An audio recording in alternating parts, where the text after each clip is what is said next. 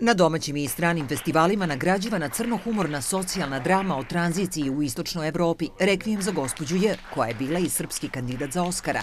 Osim nagrade za najbolji film, osvojila je priznanja kritičara i za najbolju režiju i scenariju. Ove nagrade su na neki način zaokružile taj, da kažem, uspeh filma, koji nije pre svega moj, nego i ekipe celog filma koji je na tome učestvovao, ali će film i dalje nastaviti da ide po festivalima. Za razigranu ulogu Milene u filmu Na Mlečnom putu Emira Kusturice, u kome je pokazala širok umetnički potencijal, najboljom glumicom proglašena je Sloboda Mićalović. Nema bolje nagrade kada to filmski kritičari koji ipak znaju šta znači rad na filmu, koji mogu da prepoznaju dobar film, dobre uloge u filmu, baš oni vam dodele jednu nagradu. Uloga Sergeja u krimi komediji Prokleti pas reditelja i scenariste Dragana Pešikana Srđanu Todoroviću donela je priznanje najboljeg srpskog glumca.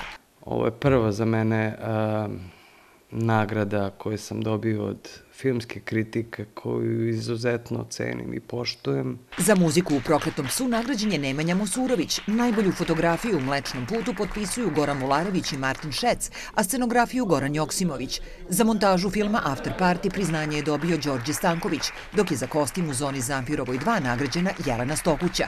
U kategoriji dokumentarni film triumfovala je Druga strana svega Mile Turajlić. Najboljim stranim filmom proglašeno je Rusko ostvarenje bez ljubavi Andreja Zvjaginceva.